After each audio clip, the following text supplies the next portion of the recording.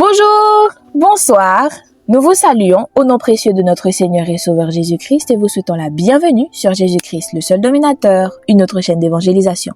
N'oubliez surtout pas de vous abonner, d'aimer et de partager pour que l'évangile aille le plus loin possible.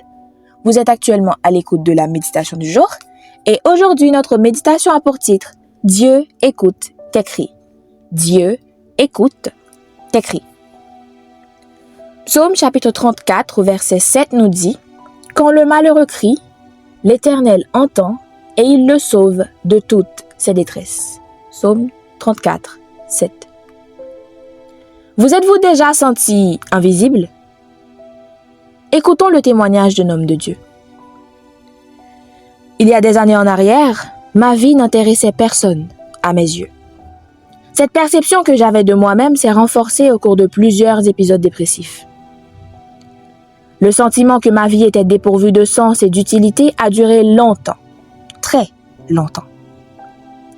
J'avais la sensation d'être né dans le seul but de disparaître un jour. J'étais invisible aux yeux des personnes. Ce cocktail détonnant de lassitude et de désespoir a contribué à me faire croire que je n'existais pas aux yeux des autres. Ce mensonge s'est infiltré de plus en plus profondément.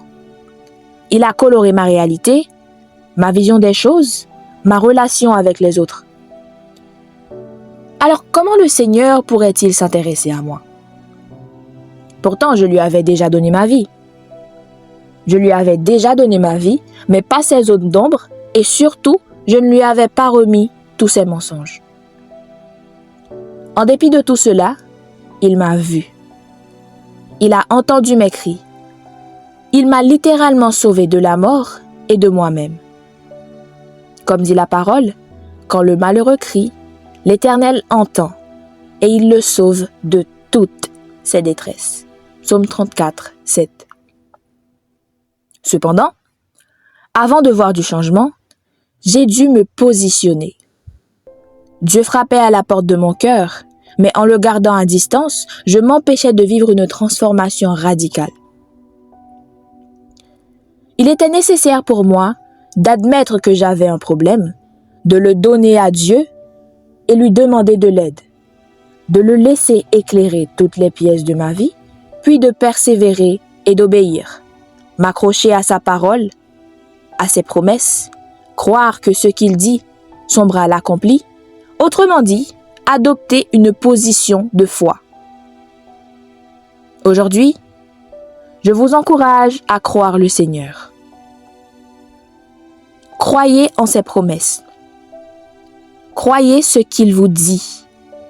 Croyez qu'il est fidèle. Il peut changer votre vie totalement. Il peut vous guérir et vous libérer de tout mauvais vice. Mais laissez-le entrer. Laissez entrer sa lumière dans chaque recoin de votre vie. Aujourd'hui, notre verset à mémoriser se situe dans Psaume chapitre 40, verset 1er. Psaume 40, verset 1er. J'avais mis en l'Éternel mon espérance, et il s'est incliné vers moi. Il a écouté mes cris. Psaume 40, verset 1er. Psaume 40, verset 1er. J'avais mis en l'Éternel mon espérance, et il s'est incliné vers moi. Il a écouté mes cris. Psaume 40, verset 1er. Que le Seigneur vous bénisse. Bonne méditation.